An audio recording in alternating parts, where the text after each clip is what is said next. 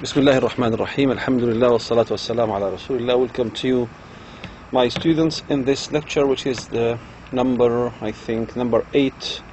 It is talking about the course translating text types. Welcome to you. Lecture number 8.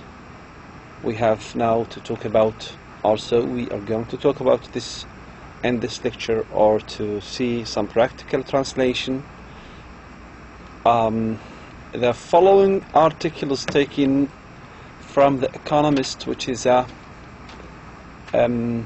financial newspaper in the UK, and I think that the article is somewhat long, but it is okay to have a look at it. But I have just pointed out and figured out and underlined and put in the bold type some expressions or words or sometimes digits or numbers, so that we can talk about how to translate that in the light of the strategies of translating some financial texts. You see, a financial text is a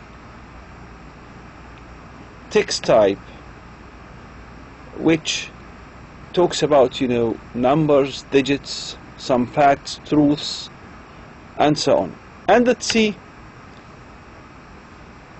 as we talk about, as we tell you every time, each time you come to you, we tell you that you have, in light of the theoretical background outlined before, discuss the strategic decisions that you have to take before starting detailed translation of the following text, then translate it into English.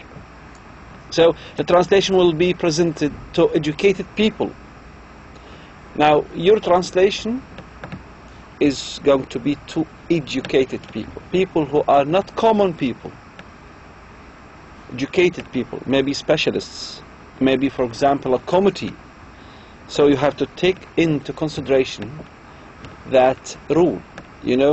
One of the most important dynamics of translation is the readership of the target text, the readership of the text that is required, the text that has been translated from, depending on the source text.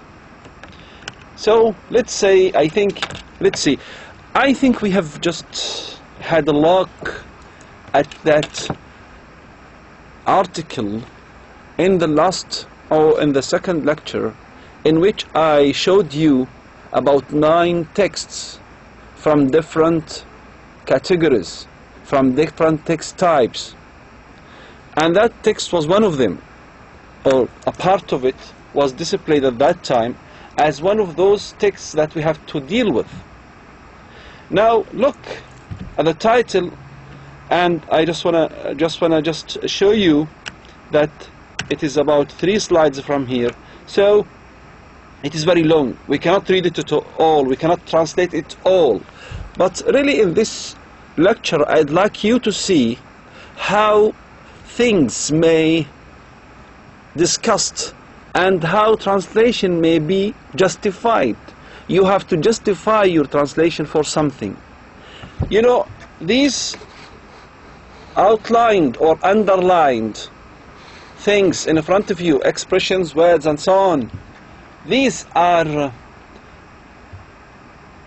some problems that you may face in translating texts like this. A text which is financial, which comes from an economic background. Okay, now if you want to see all, if you want to look at this, or to check it, or to read it in details, you can go to the link below, http://www.economics.com, and you can just write this link in address bar in your browser in the computer, and you can just browse it and see it and look at it and read it and try to translate it as you may practice translating it by yourself. But we're going together to look at those important things, those important expressions, digits, words that I have just outlined or underlined or pointed out. Look, we have, for example, 1.8 billion pounds, 20%, 25%, 25% here. These are percentages. Okay, here, Chancellor, Britain's covered, overcrowded, under-financed, under-planned, and under-maintained transport system. These outlined expressions or words or whatever, I assume, I suggest, I think, I claim that these are some problems, some problematic expressions that you may be obliged to think of translating them in a way and to give them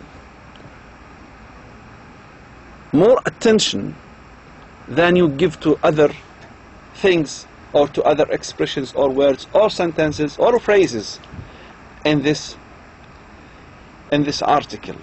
So there I will just talk to you about some, for example, cultural references, problems, parameters, and so on. These things or these aspects, concepts, are somewhat, let's say, with some importance to let you know the strategies or the the limitations that you have to think of when you translate such a text. Let's go and see. After reading the text, you will, or I myself, notice, because it is a study of mine that I have just done. I've noticed the following in this text. The first thing, the target country assumed of this translation is Saudi Arabia. This is important. You have to put in your mind, this is not going to be for Egypt. It's not going to be for, because it is a financial text, and so you have some thing or some important, let me say, currency and some important aspects that you have to deliver or to convey or to translate to people in Saudi Arabia that may be very different from people who are in Egypt or in Algeria or in Tunisia or whatever. So the currency used in Saudi Arabia is Saudi Riyal. That's important. It is about finance. Finance, that means about mal. So the Saudi currency here is what? Is Saudi Riyal. And the currency used in this article, which has just has been taken from The Economist, is the sterling pound from England. So you have to think of these two varieties: sterling pound, which is the source text, currency, and the currency of the target text will be what? Saudi Riyal. So you have to think of that when you are translating. And there is something important as well. I just referred back to 1998 Economist so that I can just get this article from that, from that newspaper at that time, just to let you know how to deal with currencies when you want to translate them. You have to go back to the currency and the value of each currency at that time, so that you can translate that and take that into consideration when you are translating. This is a newspaper article which is, in terms of text typology, merely informative and to some extent expressive. It is merely informative because it is just talking about facts, numbers, percentages, and so on. And to some extent, it is expressive because the writer is talking about himself and his attitude. And he doesn't, for example, like some, what he considers like, some faults done by the government, his government, I think. When the writer talks about figures, rates, figures like 1 billion, rates like 750 pounds per parking, percentages, 25% cut, facts and names, and he informs the reader with these facts. This is informative. Okay, let's go. Through this commentary on these facts, the writer expresses his opinion. Now, sometimes he expresses his opinion. He says something about himself.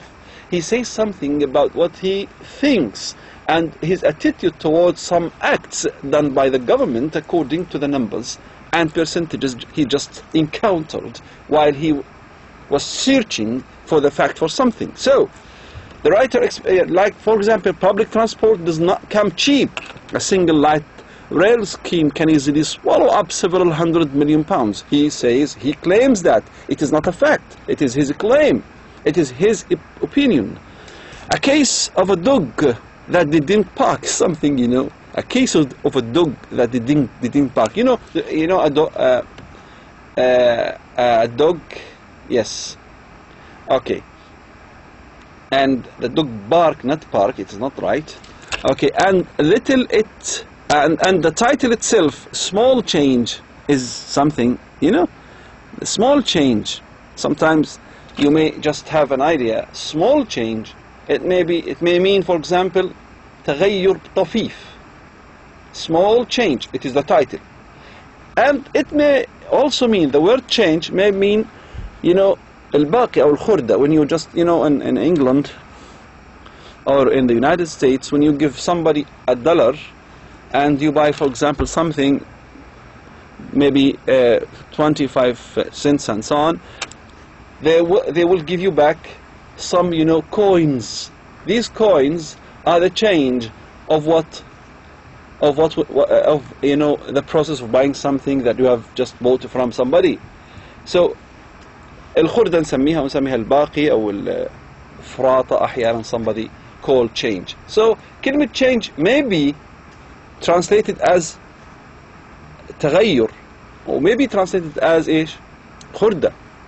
So هذه الكلمة لسه فيها word play بنسميه بالإنجليش word play يعني تلاعب بالكلمة. Word play, that means it may mean that exact and very clear meaning, which is change, تغيير, and may mean some, you know, connotative meaning, or what we call pun, تورية. تلاعب بالكلمة ممكن تكون معناها إيش؟ خردة يعني he just want to say to the government that what you have done is something very little, and it is as the change that you may give to, you know, to a bigger in the streets. Assuming that this translation is going to be presented to educated journalists, and because, you know, educated people, specialists, you are going to present that, we assume that, and because the text contains specific cultural expressions and words related to Britain, it's essential to opt for نختار يعني إيش؟ exoticism with its maximum presence of translator. That's a good thing that you have to think about. You know, one of the major dynamics of translation is the translator himself. You know, the readership, the translation, target text, you know, the source writer, and so on. Many dynamics of translation, as Newmark says, as we have just told you that in the second lecture, I think. Okay, so now there is a maximum presence here of a translator. Why? You are a translator, and your effect in the text will be present. Look, please. And this maximum presence of the translator is seen primarily in newspaper articles where additional information is systematically provided throughout the main body of the text. So, you're going to provide some new information in the text, in the target text, in the translated text. So, you're going to provide something new to clarify the meaning and to make it more acceptable or accessible for people. Actually, the financial system expressions and words in Britain are different from those in Saudi Arabia.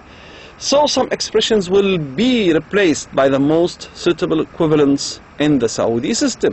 So you have to adapt, you know, those expressions used in the financial system in Britain to those used in the Saudi financial system. Look at this, small change. The first thing, how do you translate that? The problem, what's the problem with that? Why I just chose that to talk about it? Because it is a word play. We don't know what really and actually the writer means by the small change. Now, so we have some parameters, functions of the source text and the target text function of the pun. You know, وظائف الكناية، وظائف الكناية، وظائف السورس تكست والتارجت تكست. يعني هذه في عندنا سورس تكست له معاني وتارجت له معاني، يعني لازم تأخذ بعين الاعتبار معاني مختلفة أو متناسقة مع الجو الاقتصادي في السعودية. This word may have to, this is the procedure، هذه الطريقة الحين أنا فكرت فيها. This way may have two meanings. The first one is 25% increase, which is slight change, you know, meaning the amount of money. 1 billion is relatively like small change as far as the huge budget of the government is concerned, while the second is coins with low value. You know, coins with low value. Coins يعني العملة what we call هلالات، يعني like this. Equivalence ممكن ترجم على أساس تغيير بسيط. شوف في أنا أحط دائما تحت شيء اسمه back translation. back translation يعني ترجمة يعني إعكاسية، يعني ترجمة الترجمة، حتى القارئ الأجنبي يعرف شو الطريقة اللي نحن استخدمناها في ترجمة ونقل الموضوع إلى لغتنا. Let's see the other one. 1 billion pounds. هذه الإشارة this symbol is for the pound sterling. pound يعني اللي هو الجنيه الاسترليني، العملة البريطانية. Okay. 750 pounds and several hundred million pounds and 300 million pounds. الام هذه معناها مليون، لكن كيف نتعامل معها في الترجمة؟ واحنا قاعدين نتكلم عن ترجمة نص اقتصادي، نص مالي. problem، انا اللي اعتبرت هذه problem، يعني المشكلة اللي خلتني اختار هذه هي currency، ان هذه عملة، وعملة مالها it is totally different from the Saudi currency. It's important to know the amounts of money the text contains are going to be used. Parameters: target country Saudi Arabia, exchange rate, the exchange rate at that time, time reference 18th of July 1998, and typographical conventions. شوف، والحين حتى نعرف شو اللي حطنا اياها، يعني ممكن تكون مسألة بسيطة لكن احنا نعبر عنها بطريقة كثير دقيقة. عندنا المعايير اللي استخدمناها في التعامل مع هذه الأشياء. أول شيء target country اللي هو أو البلد الذي سيترجم له هذا النص. بعدين exchange rate، معدل اللي هو الصرف. the exchange rate at that time، أيضا معدل الصرف اللي في ذلك الوقت اللي هو في عام 1998. نرجع له بسهولة، ترجع له وتقدر تشوف قديش كان معدل الصرف في بعض البرامج وتطلع. تايم ريفرنس، احنا ما راح اجيب لك في الاختبار اقول لك يلا طلع لي معدل الصرف، لكن اقول لك مثلا انه او اسالك انه لازم نعرف انه هذه واحده من الادوات اللي نستخدمها في الترجمه، نعرف معدل الصرف في ذلك الزمن. تايم ريفرنس طبعا هذا معناه يعني المرجعيه الماليه. and typographical conventions اللي هي مثل هذا التايبوغرافي اللي هو هذا الإشارة على الباوند والإشارة على الباوند راح تكون مختلفة عندنا في السعودية أرابيا، راح تكون SR اللي هو سعودي ريال. procedure cultural substitution اللي هو استبدال حضاري، يعني استبدال ثقافة بثقافة، تستبدل شيء بشيء آخر، ما نجيب نفس الكلام، لأنه لازم احنا أحيانا ممكن تحطها في قوسين بالباوند وتحطها بالسعودي ريال، او احيانا تحطها بالسعودي ريال وتريح نفسك، لأنه أنت بتقدم هذا لمين؟ لسم سبيشاليستس، يعني ناس مختصين، لأنهم راح يدرسوا الحالة أكثر ما يكونوا مهتمين بالأرقام يعني كدلالات لقرارات، لكن هي كدلالات إحصائية ممكن يهتموا فيها. several hundred million pounds. several hundred million pounds. طيب the word several million hundred pounds will simply be omitted because in Arabic hundred cannot be qualified with words like many or several. Okay. It is translated as مئات الملايين. Back translation 100 millions of riyals. That's something, you know, I myself just assume that, I claim that this is the way that we translate the word several hundred million pounds. نقول مئات الملايين. We don't say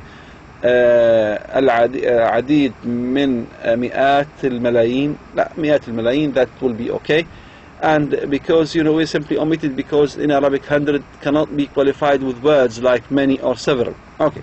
لأنه في العربي ما نقدر إنه نعتبر كلمة many و several إلا قيلها بالخاصة بالترجمة الأشياء المالية لا قيلها مكافئ مناسب. It is translated as مئات الملايين and back translation. يعني إيش back translation؟ قلنا الترجمة الانعكاسية 100 millions of riyals. Look at this. يعني هي موجودة هناك several million 100 pounds في البداية. الآن الترانسليشن إيش قلنا؟ مئات الملايين. الباك ترانسليشن حتى نعرف القارئ أو الدارس للترجمة إنه إحنا هذا اللي عملناه 100 millions of riyals. 1 billion هذا أيضا في عندنا pounds. 1 billion pounds billion yes equivalence 1.8 مليار جنيه استرليني، ما يعادلها في ذلك الوقت من الريال السعودي. طبعا نروح على في ذلك الوقت 98 بنروح على هذا ونشوف ايش يعادلها في الريال السعودي. Back translation 1 billion sterling pound. Okay. Let's see.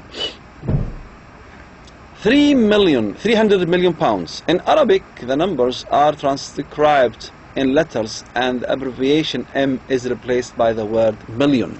You see million, M it is in the English language, it's just M. But in Arabic we cannot just say نحط مثلا 300 جنبها ميم معنى ذلك 300 مليون، ما تنفهم عندنا. إذا نحن لازم نعتبر ذلك ونغير أيضا في الرمز الموجود، كرمز كان موجود في الجنيه البريطاني يصبح الرمز موجود في الريال السعودي.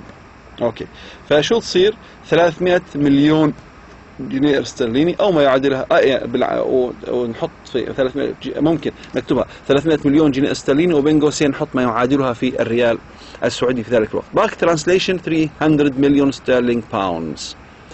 طيب 750 باوندز the equivalence اوكي اللي هي 750 جنيه استرليني، 750 جنيه استرليني او نحط بين قوسين ما يعادلها في ذلك الوقت من الريال السعودي. طبعا أنا ممكن إني حتى أشيل كل 750 جنيه استرليني وأحط ما يعادلها في ذلك الوقت من الريال السعودي أو أحطهم اثنين، لكن ما أستطيع إني بس أترجم وأضع في الترجمة فقط القيمة المالية اللي فقط بالجنيه الاسترليني. ما أستطيع، يعني ما أحط فقط بالجنيه الاسترليني، أحط بالترجمة ممكن أحط الجنيه الاسترليني مثلا أو الدولار الأمريكي ونحط جنبها بين قوسين ما يعادلها في الريال السعودي، أو العكس الريال السعودي بنحط بين قوسين ما يعادلها في الدولار أو الجنيه الاسترليني. شوف باك ترانسليشن، احنا دائما نتكلم عن باك ترانسليشن يعني معناها ايش؟ معناها الترجمة الانعكاسية. هذه فقط للدراسات، ما راح أطلب منكم. اوكي. The Chancellor Treasury. شو يعني Chancellor؟ شو يعني Treasury؟ شوف Problem Cultural Reference. شو يعني Cultural Reference؟ يعني معناها شغلة خاصة بالثقافة، مرجعية ثقافية. الآن عندهم لما يقولوا Chancellor يفهموها، احنا عندنا Chancellor معناها مستشار بشكل عام كذا نقول. في بعض الدول Chancellor بتكون معناها مين؟ معناها رئيس الحكومة زي ألمانيا زي النمسا. وعندهم Chancellor وتريجري أحيانا تكون معناها يعني حتى في الجامعات في شيء اسمه Chancellor، هو زي المستشار أو نائب رئيس الجامعة. أوكي. التريجري معناها الخزنة بشكل عام، لكن هنا لها معنى آخر. فعندهم cultural reference، يعني في عندهم شيء مرجع ثقافي، مرجعية ثقافية معينة. لما إنه هم ثقافتهم عارفينها، ما يذكر تشانسلر أو تريجري مباشرة يفهموا عن إيش يتكلم. إحنا الآن علينا إنه نوضح ذلك في لغتنا. طيب parameter text functions يعني وظائف النص cultural coherence and readership knowledge of the source culture. شوف الحين أنا حطيت في بالي بعض المعايير والمتغيرات الأساسية، منها اللي هو readership's knowledge of source culture، معرفة القارئ لمين؟ للثقافة المصدر. معرفة أنا بعتبر أنها مش معرفة واضحة، لذلك أنا بحاجة إلى التوضيح في أثناء الترجمة. لذلك أنا وجودي أو حضوري في الترجمة راح يكون واضح. maximum presence of the translator، يعني حضوري واضح عالي، لأنه أنا راح أبدأ بالترجمة والتوضيح أثناء الترجمة، ويضاف ذلك في البودي في جسم النص، غير في بعض الأحيان في ترجمات فقط أنك ما تضيف ذلك في جسم النص. مثلا القرآن الكريم تروح لما تترجم المعاني تيجي تحط المعنى، هذا راح ناخذه إن شاء الله، تيجي تحط المعنى بالإنجليش، أحيانا تضيف قوسين إنه هذا يعني مش من النص الأصلي، أو إذا في هناك توضيح كبير جدا فأنت بحاجة إلى فوت نوت، يعني اللي هو إحالة، واحد تحط كده وتحت في الهامش تكتب في الإحالة المعنى أو التعليق الكومنتري يعني اللي أنت عاوزه، بحيث توضح المعنى بشكل واضح أكثر بكثير مما توضحه كلمة أو كلمتين، لأنك أنت حريص بالتالي ما تكثر الكلمات في النص الأصلي. لكن في هذا النص الاقتصادي ممكن أن تضيف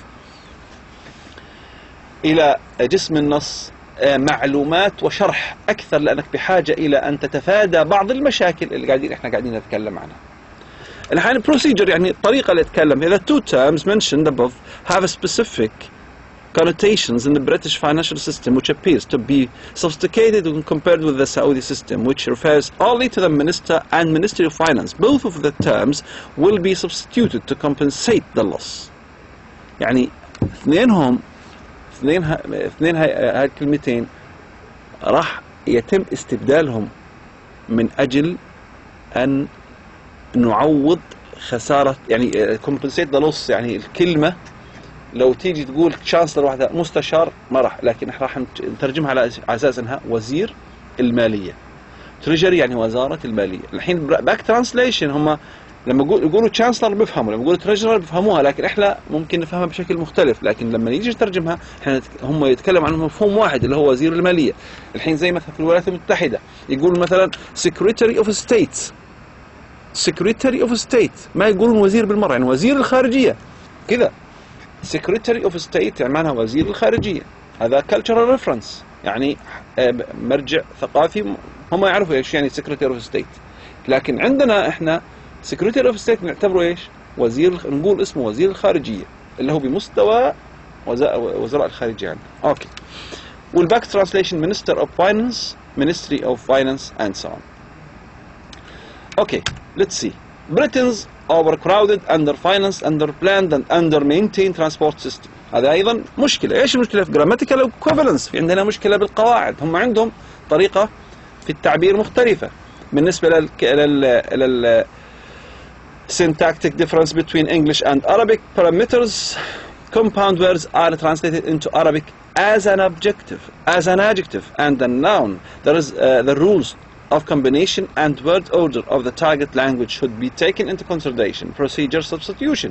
We have to substitute all that with Arabic language equivalents like نظام النقل البريطاني شديد الازدحام وقليل التمويل والتخطيط والصيانة. Okay. Back translation: the British transport system, which is overcrowded and lacks full finance, planning and maintenance. Okay.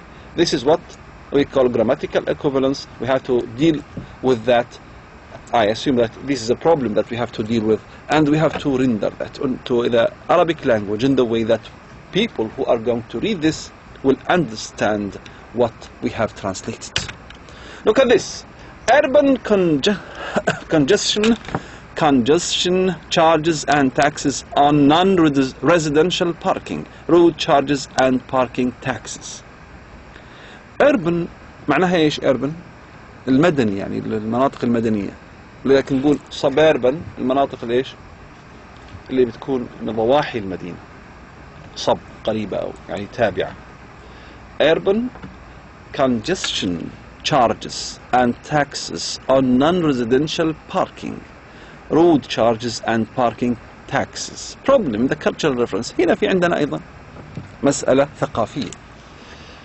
This system is not used in Saudi Arabia because parking is free depending on the fact that there is no congestion made by traffic, which may lead to legislation with regard to this issue. You know that in some parts of the world, there you will find some, let's say, very hard to find a park for yourself in the middle of a city, because there is a lot of traffic, a lot of cars, and you are not even supposed to or allowed to do so. So for example, you go to Dubai, you have to buy that label of Salik so that you cannot be punished. So this is what we call congestion.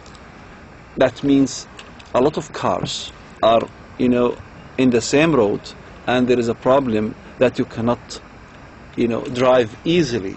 So there in their country, you have to pay for that. You are to pay for using the road, and you have to pay for using the parking as well. So functions of the source text and the readership knowledge of the source culture, we have talked about that. Readership knowledge of the source culture, we have talked about previously. Procedure, the concept itself does not exist. We don't have that concept in Saudi Arabia. So how can we? The aim here is to render the meaning, not the concept. هدفنا نقل المعنى مش المفهوم. مش المفهوم بالذات يعني إنه نجيبه في okay. Literal translation and definition are used. Literal translation and definition are used. هنا في عندنا نستخدم الترجمة الحرفية، يعني ترجمة كلمة كلمة، وأيضا definition والتعريف. أحيانا يعني تضطر إلى تعريف المصطلح تعريفا كاملا. شوفوا لما نقول equivalence، رسوم الاختناقات المرورية والضرائب المفروضة على الزوار لاستخدام المواقف غير السكنية للسيارات. That's it. هم لما نقول congestion خلاص هم يعرفوا. عندنا لا، لازم لما تترجم توضح المعنى تماما، وحتى لو تكرر مرتين أو ثلاث بتكرر بنفس هذه الطريقة. Okay. Back translation, the imposed the time of traffic junk and taxes imposed on visitors for using non-residential parks. The equivalent of road charges and parking taxes is رسوم استخدام الطرق والمواقف. Road charges and parking taxes. Charge معناها رسم أو يعني فلوس تدفعها for something، يعني غالبا ممكن تكون زي غرامة أحيانا حتى. لكن to charge me to يعني خليني أدفع شيء عن مثلا موقف أو خدمة معينة. Back translation fees for using roads and parking. That's for people who don't speak. Downing Street، في كلمة هذه اسمها Downing Street، هذه مقر الحكومة البريطانية، وهذا يعني أحيانا تسمع بالأخبار يقول لك مثلا قالت واشنطن أو قالت مثلا باريس وردت عليها موسكو. القصد هنا نتكلم عن الحكومات والتصرفات. وداونينغ ستريت هو مقر الحكومة البريطانية، ودائما لما تقول داونينغ ستريت لازم في ذهنك تقول هذا نتكلم عن مين؟ عن الحكومة البريطانية. فكثير من الناس ممكن لو تقولوا داونينغ ستريت ما يعرف ايش معناها، فهذا cultural reference، حالة حضارية أو حالة ثقافية. This is a name of a place which is related to a British government headquarter، يعني اللي هو مقر الحكومة البريطانية. Parameters, culture of coherence and readership knowledge of the source. هنا يعني المعايير اللي استخدمتها في اعتبار هذا ان هذه مشكلة ويجب التعامل معها، ان هذا culture coherence لازم في عندك يكون اللي هو مسألة انضباط حضاري، تناغم حضاري بالموضوع، تناغم ثقافي، يعني بين ما هم يطرحون ويقولون وبين ما نحن نستوعبه. لذلك نحن لازم انه ننقل المسألة بالطريقة التي نستوعبها نحن. Procedure, this word is to be rendered by definition, equivalence، مقر الحكومة البريطانية. Back translation, the British government headquarters. I think This is the last thing to be continued next lecture, because we have some other related aspects that we're going to talk about, or the other things that I've just outlined. We are just going to continue talking about, or to continue talking about the way that the right way, or let me say, the most suitable way to translate such expressions and words. Okay. So thank you very much, and thank you for your lecture, and see you inshallah next lecture.